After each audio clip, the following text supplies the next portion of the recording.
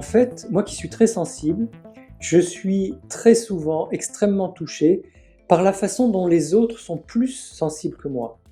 En me disant: «Waouh, elle a senti ça, il a trouvé ça, elle dit ça, il a imaginé ça». Je me dis: «Mais c'est fabuleux de voir comment cette sensibilité élevée, elle est aussi différente d'une personne à l'autre et c'est ça qui nous enrichit, c'est ça qui nous fait voir le monde à chaque entretien, enfin je veux dire chaque conversation, chaque rencontre, ça nous fait voir le monde de façon encore plus colorée et je trouve ça génial.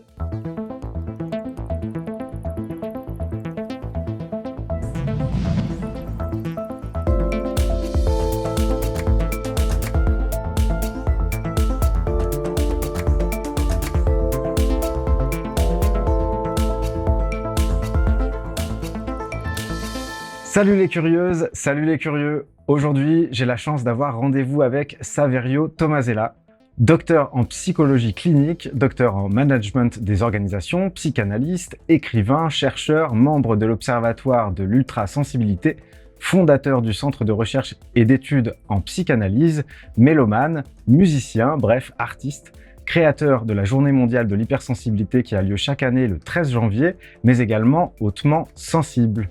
Bonjour Saverio et merci beaucoup d'avoir accepté mon invitation. Bonjour Mathieu, merci à toi.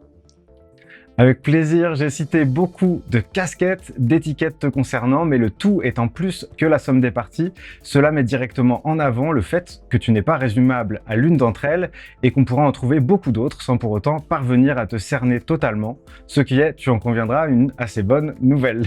J'aimerais présenter Gaëtan aussi, qui sera présent à la régie durant toute l'émission et qui viendra à la fin pour nous partager son point de vue subjectif.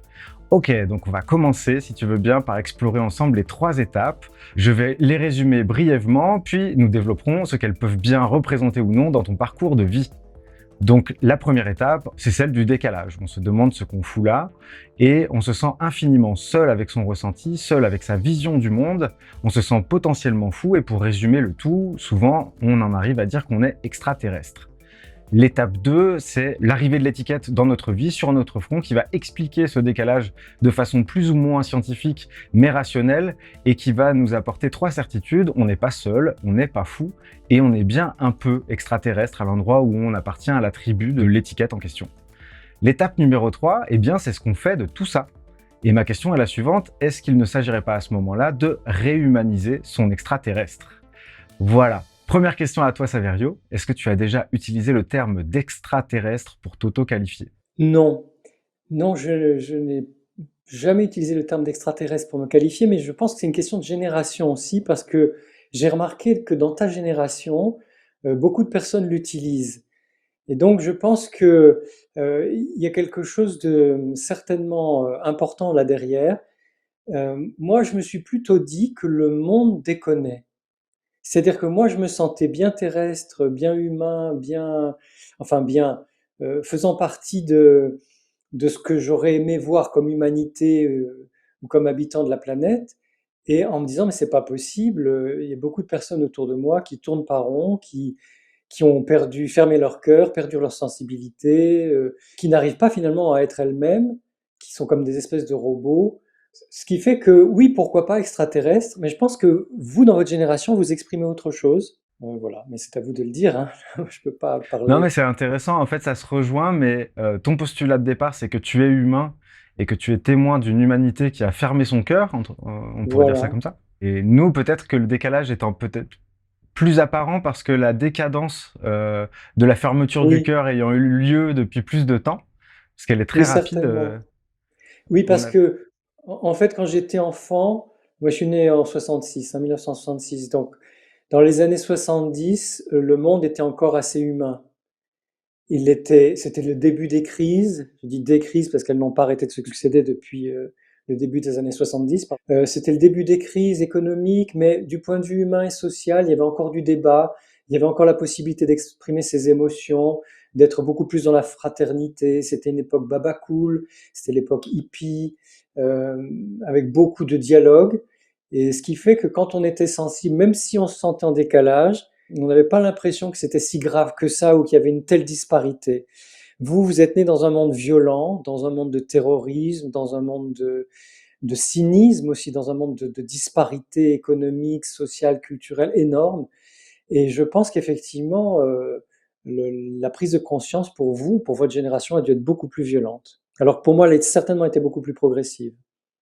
D'accord, bah justement, est-ce que tu as un souvenir précis du moment où tu as eu cette prise de conscience de dire une bonne partie de l'humanité a fermé son cœur? Alors, ça a commencé même avant ça, par une histoire assez singulière, c'est que moi j'étais élève au conservatoire depuis le CP, le cours préparatoire, et j'ai été au lycée musical. Donc au lycée musical, on avait classe le matin et tous les après-midi étaient consacrés à la musique, surtout la musique, mais ça pouvait être aussi au théâtre, au chant. Et donc, on vivait dans un environnement musical tous les après-midi. Et on se débrouillait. Alors, à l'école primaire, c'était dans le même lieu, mais à partir du collège, on se débrouillait pour aller le plus tôt possible, dès qu'on avait mangé à la cantine. On s'échappait du collège, même de façon, enfin, c'était pas prévu comme ça, pour aller au conservatoire, parce que au conservatoire, on était complètement libre. Et nos professeurs nous disaient ta sensibilité est belle, exprime ta sensibilité, développe ta sensibilité, sois qui tu es, etc., etc. Tous les professeurs le disaient tout le temps. Alors que dans le reste du monde, donc je vivais dans un îlot privilégié qui était un îlot d'artistes, et dans le reste du monde, on me disait le contraire. Tu es trop sensible, tu as trop d'émotions, n'exprime pas tes émotions, etc., etc., sois rationnel. Bon. Et je me disais bien qu'il y avait un problème, mais comme cet îlot artistique où on valorisait notre sensibilité existait, je me disais c'est le reste du monde qui a un problème. C'est pas nous, puisque ça se passe bien, on est libre, on est heureux, et puis finalement on est de plus en plus soi-même. Donc là, j'ai pris conscience d'un décalage, mais qui concernait encore une fois plus une façon d'être au monde, la société, que moi en tant que personne. Alors que de façon individuelle, je pense que c'est arrivé un peu plus tard, on va dire peut-être au lycée ou peut-être un tout petit peu avant, mais je crois que c'est surtout euh, quand mes parents ou certains professeurs ou certains camarades me renvoyaient que j'étais trop sensible ou ne comprenaient pas ma sensibilité ou que moi je ne comprenais pas leur façon de faire et que je me disais bah oui là je suis vraiment seul au monde. Donc ce sentiment de solitude, d'être isolé, de ne pas savoir comment faire pour être vraiment en lien avec les autres, avec cette sensibilité très forte, ça je l'ai connu effectivement à partir de 12, 13, 14 ans et ça n'a fait que s'amplifier depuis pendant la fin de mon adolescence, le début de l'âge adulte, jusqu'à la fameuse deuxième étape. Ok, super. Merci pour ça. J'ai une question subsidiaire qui me vient pendant que tu me parles. Tu as utilisé le mot de rationalité et comme j'ai pu le dire dans ta présentation, tu es docteur, donc il y a quelque chose de scientifique en fait dans tes qualificatifs et pour autant j'ai l'impression que tu les habites de façon artistique. Est-ce que pour toi ça revient à englober deux antonymes? Est-ce que la rationalité et la sensibilité sont des antonymes à ton sens? Pour moi, non, ni d'un point de vue du sens, ni d'un point de vue du vécu, mais c'est comme ça que ça m'a été présenté par mes parents qui étaient des universitaires de sciences dures, par beaucoup de personnes, alors qu'effectivement, moi j'aurais voulu être artiste, mes parents n'ont pas voulu au moment où le choix aurait pu se faire, le choix professionnel aurait pu se faire. Et ce que tu dis est tout à fait vrai, c'est-à-dire que j'habite ma vie comme un artiste, quoi que je fasse. Que je sois psychanalyste ou quand je faisais des études, j'ai toujours vécu, y compris dans ces domaines-là, comme un artiste. Justement pour montrer que c'est possible de ne pas couper, de ne pas se couper en deux entre la rationalité, les émotions, la sensibilité, l'imagination, les intuitions, etc. Et qu'on peut tout, comme je disais, étreindre, hein, tout prendre en même temps, tout vivre en même temps, tout brasser en même temps. Ouais, super. Bah déjà, ça commence fort parce que vraiment, ça fait plaisir de pas se sentir seul, tu sais. Il y a vraiment ce truc-là. Et j'ai l'impression, moi aussi, à ma façon d'habiter ma posture de façon artistique, alors qu'elle ne consiste pas uniquement à faire des représentations artistiques. Là, notamment, c'est pas vraiment le cas. Mais j'ai toujours ça avec moi. Ça fait partie de qui je suis. Donc, bienvenue à toi. Et tu vois. On va revenir à cette première étape. Est-ce que tu veux bien nous parler de cet humain qui se sent un petit peu seul avec sa sensibilité en dehors de son îlot privilégié? comme tu as pu le citer précédemment. Comment il donne du sens à son existence, cet humain qui voit l'humanité autour de lui fermée au niveau du cœur? Oui, alors c'était très rude, c'était très dur. J'ai beaucoup souffert de ça pendant très longtemps, parce que ce petit humain qui grandissait, finalement, il voyait que le monde ne correspondait pas à ce qu'il était convaincu que le monde des humains devrait être ou pourrait être. Et que c'était souvent beaucoup de déception par rapport aux réactions des adultes notamment, des adultes et surtout des hommes quand j'étais enfant, parce que je trouve que la société a tout de même beaucoup évolué vers une parité de plus en plus réelle, de plus en plus concrète, avec la possibilité pour les hommes d'exprimer leur sensibilité, leurs émotions, leurs sentiments, etc. Ce qui était beaucoup moins le cas quand j'étais enfant et adolescent, où le machisme régnait tout de même. C'est un pays latin, donc les hommes c'était des hommes, quoi. Hein, fallait pas. Et moi, j'étais complètement en décalage avec ça, ce qui fait que souvent je ne comprenais pas. Je ne comprenais pas comment les gens s'exprimaient, les adultes s'exprimaient. Je ne comprenais pas pourquoi mon expression, ça faisait flop quand je m'exprimais, quand je disais quelque chose, j'étais dans mon imagination, mes émotions, mes sentiments, etc., mes intuitions aussi, ça faisait flop, c'est-à-dire que je m'exprimais, puis il n'y avait pas d'écho. Ou alors, on me disait, ben, arrête de dire n'importe quoi, ou on me le faisait entendre comme ça. Ce qui fait que j'étais souvent déçu, et déçu aussi du peu, et en plus le monde s'est durci, comme je le disais tout à l'heure, au fil des décennies, du peu de solidarité, d'empathie, de proximité, de contact avec les autres, de compréhension de ce que l'autre était en train de vivre. Et souvent, j'étais choqué par les jugements. Enfant et adolescent, j'étais choqué par les jugements que les adultes posaient sur certaines personnes, y compris au sein d'une même famille, hein. Sur des personnes âgées, souvent c'était sur des êtres plus faibles ou différents, sur des personnes âgées, sur des handicapés, sur des personnes dans la rue, ou sur des enfants. Et je me disais, mais comment c'est possible qu'ils ne comprennent pas? Parce que c'était si simple. En ouvrant son cœur ou en étant dans sa sensibilité, c'est si simple de comprendre ce qui se passe. Et que je constatais que les adultes, enfin la plupart des adultes, ils étaient dans des idées sur ce que devrait être un adulte, un enfant, une personne âgée ou je ne sais trop quoi, un homme, une femme, et que ces idées-là, finalement, les empêchaient de vivre. Parce qu'ils étaient enfermés, mais vraiment encastrés dans leurs idées sur les autres. Et Hmm. tout ça, ça m'a beaucoup choqué. Puis après, quand j'étais adolescent, ça m'a révolté, avec le bon espoir, à l'époque j'habitais à Nice, le bon espoir de venir faire mes études à Paris. Et cet espoir m'a tenu jusqu'à 18 ans. À 18 ans, je suis parti. Ok. Et il y a un parallèle que je fais entre deux choses que tu as citées dans cette réponse-là, c'est-à-dire d'une part, toi qui pressens ce que le monde devrait être pour fonctionner de manière plus fluide et plus ouverte, et de l'autre côté, les adultes qui savent ce que devrait être un enfant, ce que devrait être un homme, une femme, etc. Et du coup, c'est cette inadéquation entre vos visions en fait de ce qui devrait être qui frictionne.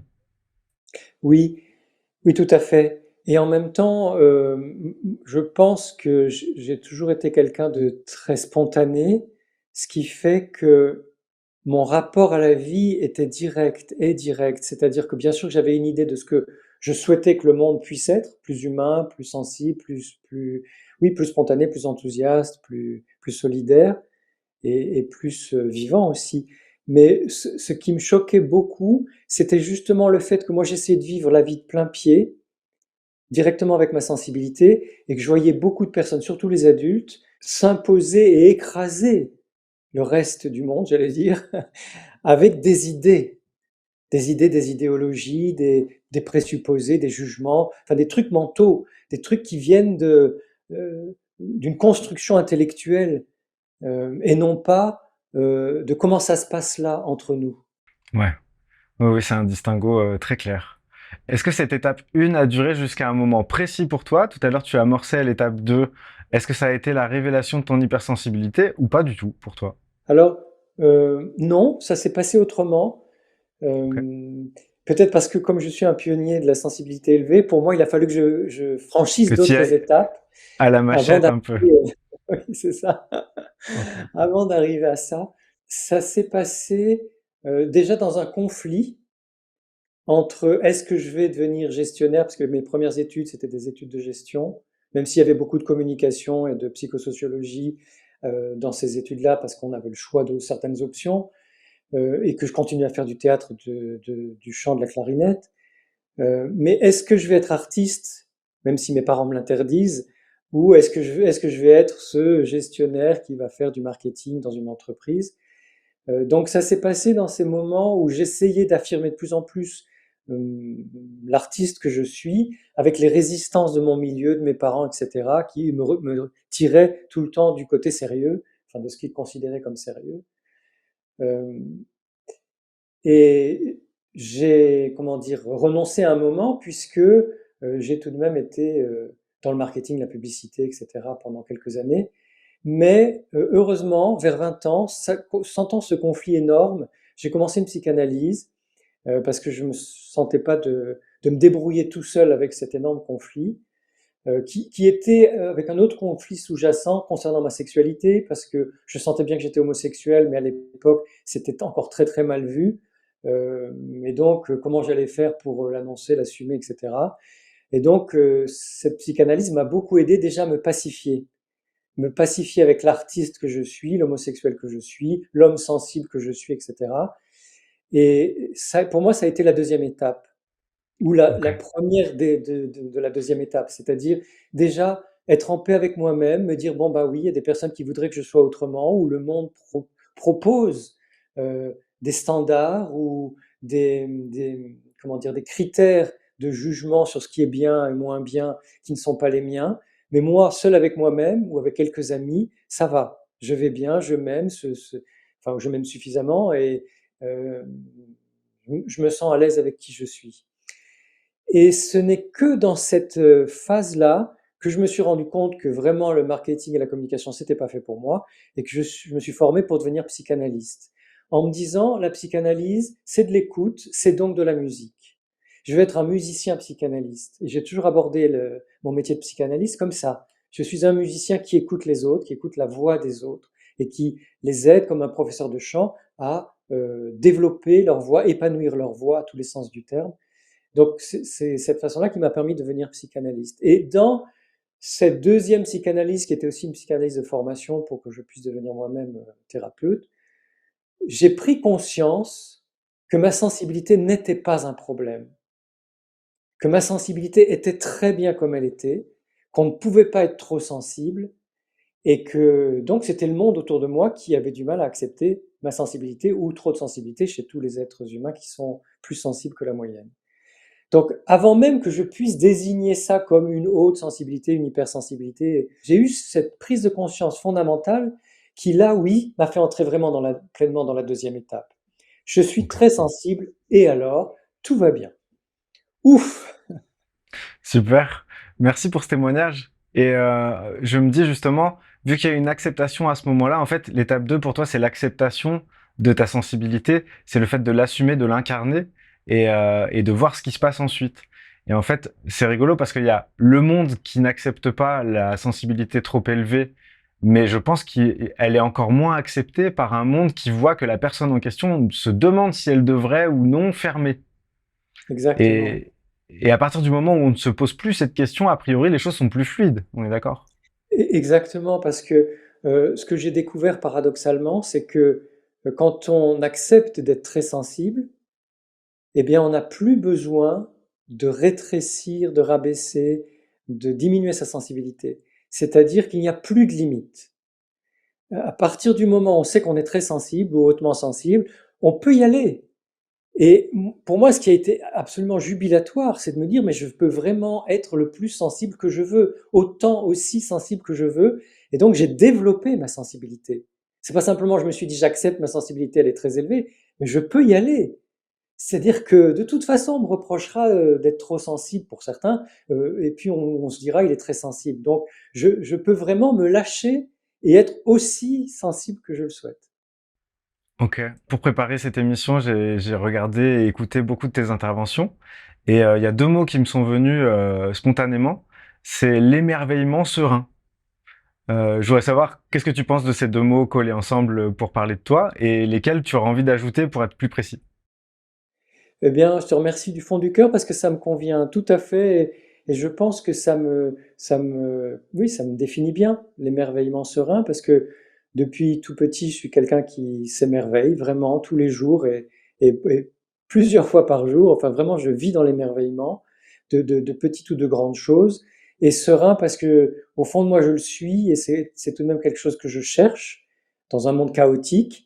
Et aussi ce que je cherche à apporter aux autres, mes proches, mes enfants, mon compagnon, mes patientes et mes patients, mes amis, c'est ça. C'est autant l'émerveillement que la sérénité. Donc voilà, merci beaucoup. Bah avec plaisir, écoute, c'est spontanément ce qui m'est venu et puis bah là, les quelques minutes qu'on vient de passer ensemble viennent confirmer un petit peu ça pour moi, sachant que ça reste large et que c'est pas une envie de t'enfermer quelque part dans deux mots étriqués, hein. Donc du coup, j'en viens à cette troisième étape. Est-ce que tu comprends pourquoi, en fait, moi, je tiens absolument à mettre cette troisième étape en fin de parcours, histoire qu'on reste pas bloqué, en fait, dans l'appartenance à une étiquette en particulier, en autogestion avec cette nouvelle donnée, et puis surtout avec uniquement ses semblables dans des groupes spécialement pensés pour se réunir. En fait, l'importance pour moi, c'est de dire, bon, bah, maintenant que je sais ma spécificité, je retourne à l'humanité et j'assume cette spécificité autant que mon humanité. Qu'est-ce que tu en penses de ça?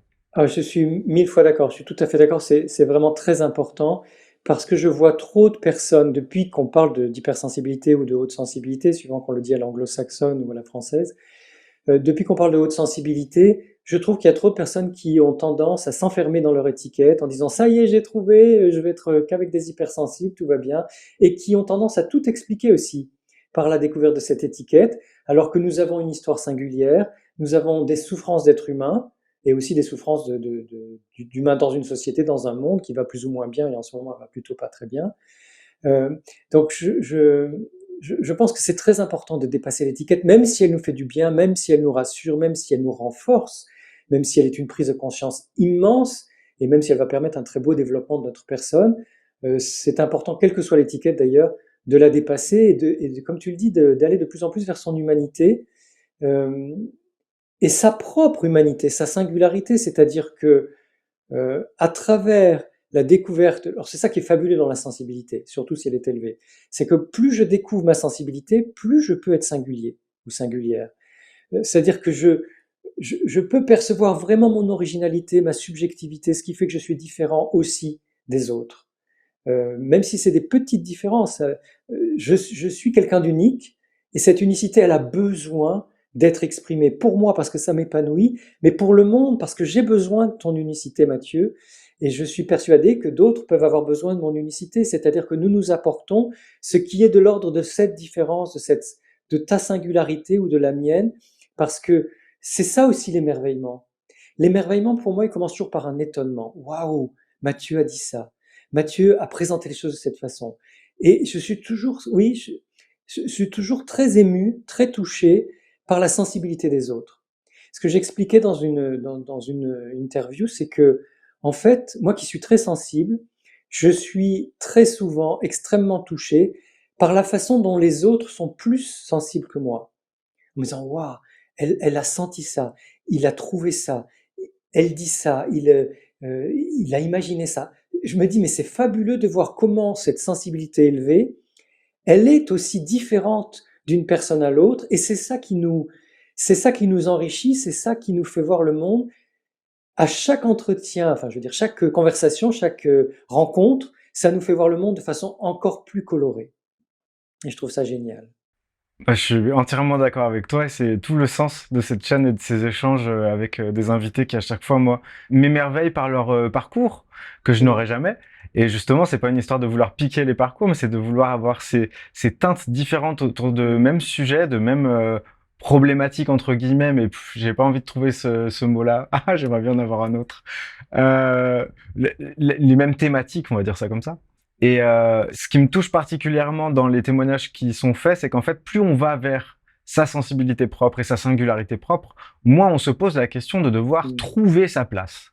Puisqu'en fait, Exactement. il suffit de la prendre, parce qu'elle est là. Oui.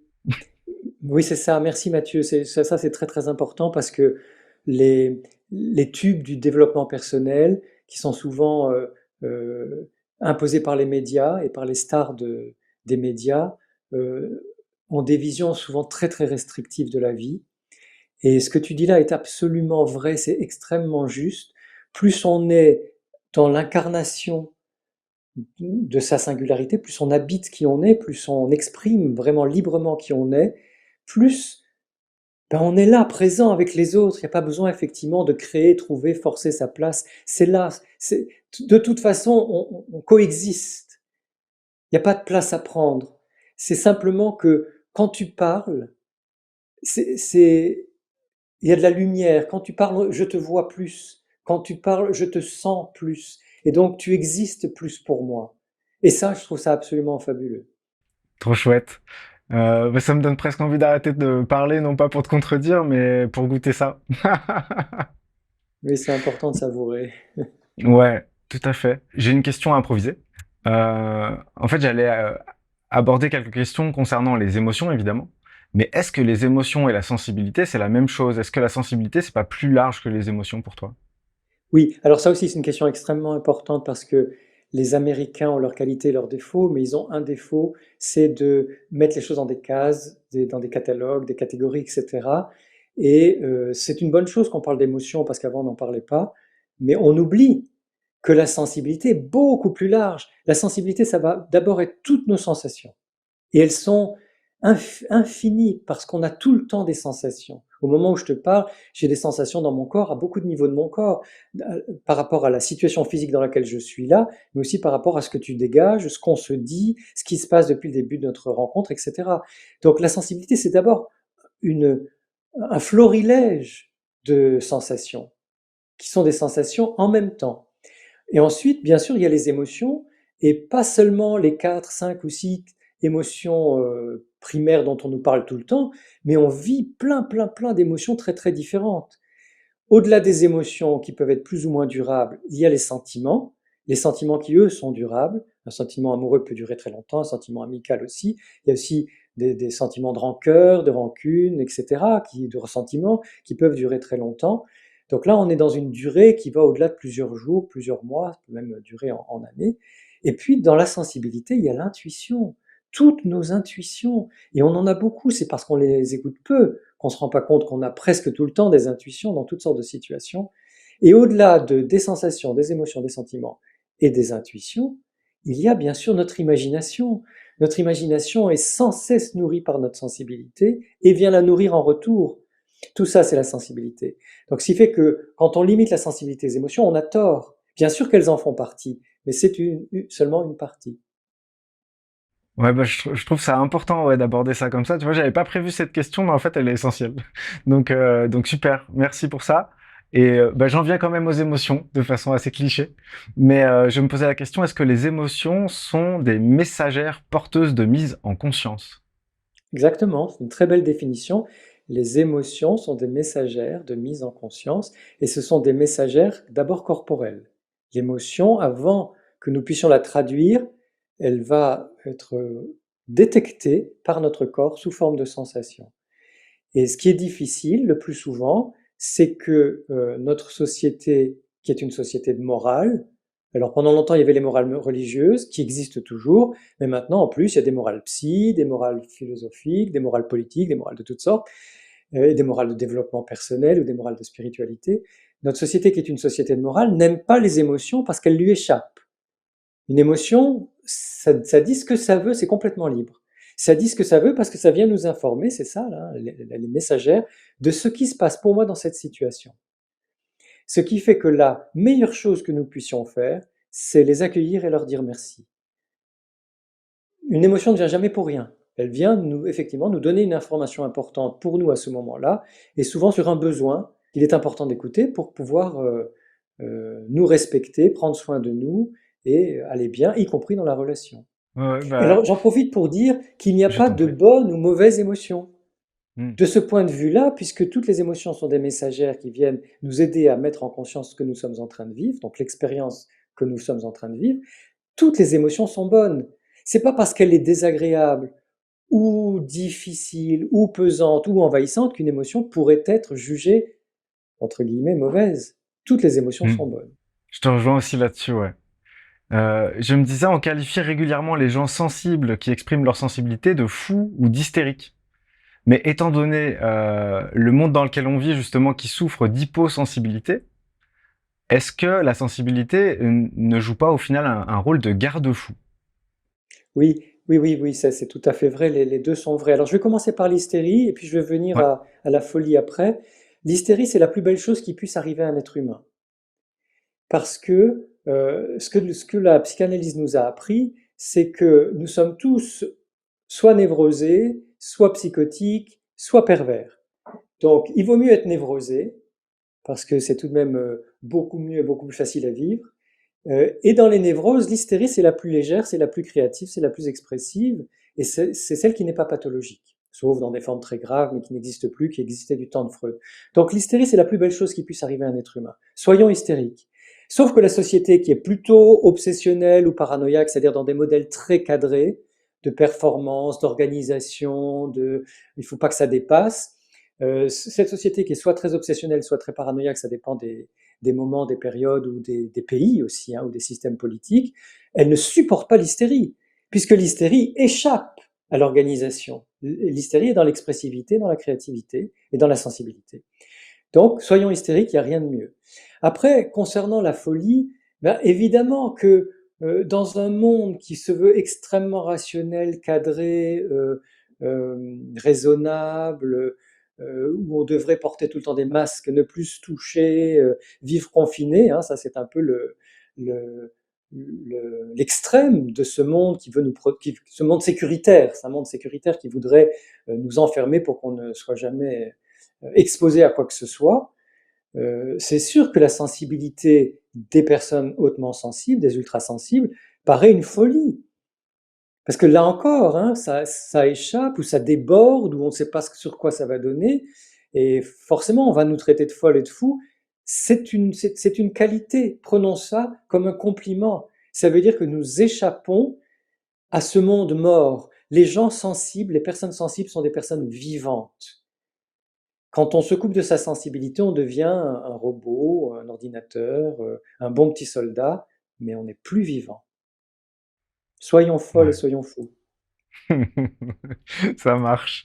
Je me disais aussi, une émotion, peut-être que justement dans le monde dans lequel on vit, on a pour habitude de penser qu'une émotion, c'est là pour nous submerger. J'imagine que de ton point de vue, elle est plus là pour nous traverser. Et je te laisse développer justement, si c'est juste pour toi, la distinction entre ces deux termes. Oui, alors c'est beau de le dire comme ça. Je dirais que l'émotion, elle est notre amie, elle vient nous informer. C'est vraiment ce qu'on disait tout à l'heure, c'est une messagère. Elle vient nous informer.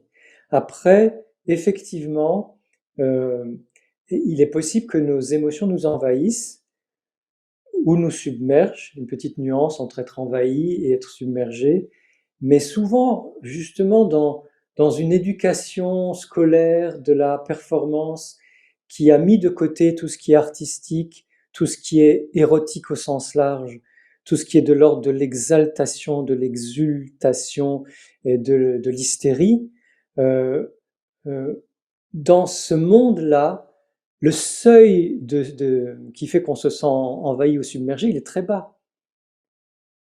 Alors que nous devrions au contraire, comme les soufis, comme les yogis, comme tous les mystiques, ou tous les hippies qui partaient en Inde, nous devrions au contraire apprendre à être de plus en plus à l'aise avec les moments où nous sommes submergés.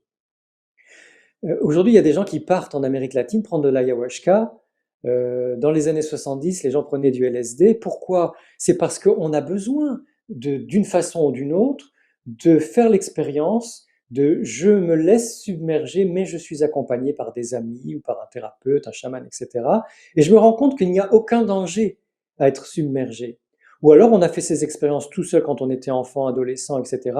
Pas besoin de boire ou de fumer, hein. On peut vivre des moments d'exaltation, d'exultation, que ce soit dans l'amour ou d'autres passions, dans certaines rencontres avec la nature, notamment avec les grands espaces, les océans, les montagnes, etc. ou dans certaines rencontres amicales très fortes, ou dans certaines rencontres aussi, comme aujourd'hui, où on se dit des choses très profondes et très fortes. Moi, je sens déjà depuis le début de notre conversation beaucoup d'exaltation, beaucoup de chaleur, beaucoup de passion en moi, et c'est bon. J'aime ça, c'est vivant, et je suis habitué à ça. Donc, je pourrais dire, ah là là, je vais être submergé. Ben oui, et je me laisse submerger, ce qui fait que ça n'est plus un problème. À partir du moment où on accepte d'être submergé, et on n'a pas besoin d'aller en Amérique latine prendre de l'ayahuasca, on peut, hein, mais on n'a pas besoin de le faire, on peut dans toutes sortes de situations se laisser submerger. Se laisser traverser, c'est encore autre chose. C'est-à-dire que effectivement, nos émotions, parfois, elles sont moins fortes que ce que je dis là maintenant, et plutôt que de les réfréner ou de vouloir les gérer, je ne sais pas trop ce que ça veut dire d'ailleurs, mais plutôt que de les réfréner ou de les oublier ou de les mettre de côté, c'est se dire tiens, je suis ému, qu'est-ce qui se passe en moi? Et de reconnaître ce qui se passe en moi sans forcément dire c'est de la tristesse, de la colère, de la peur, de la honte ou de la joie, ça peut être encore autre chose, mais de se laisser vivre ça. Et quand on se laisse vivre une émotion, elle nous traverse.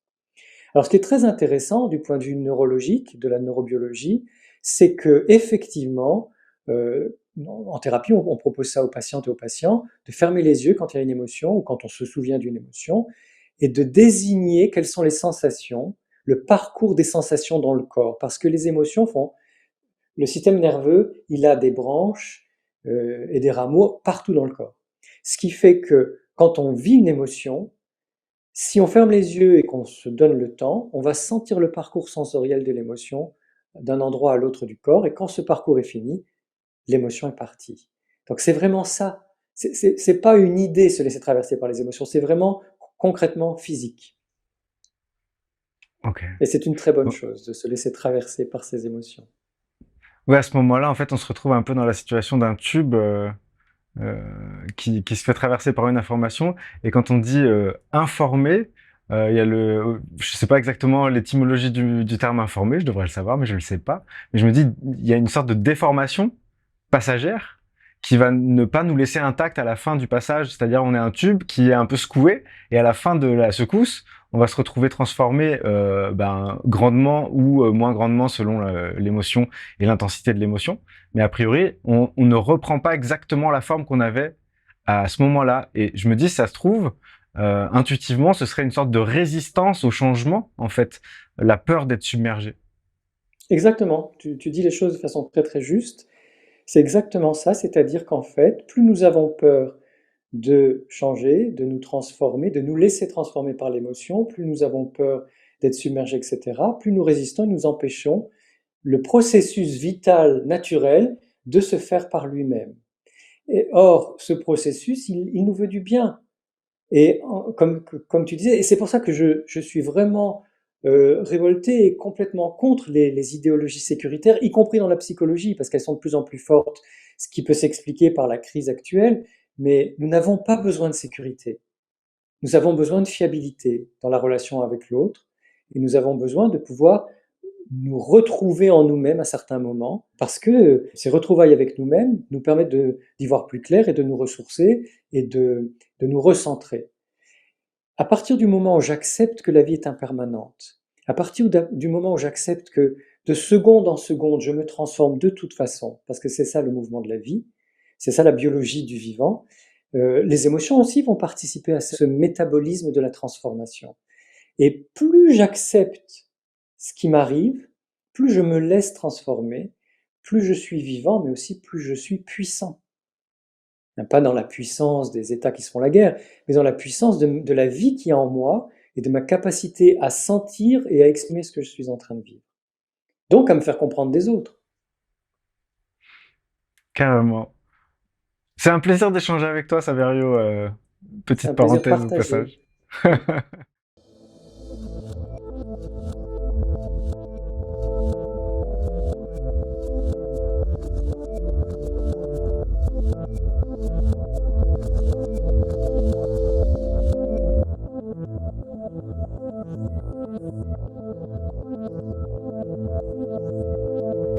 C'est la fin de cette partie, n'hésite pas à aller visiter la chaîne pour voir les autres interviews, et la suite de celle-ci, c'est là.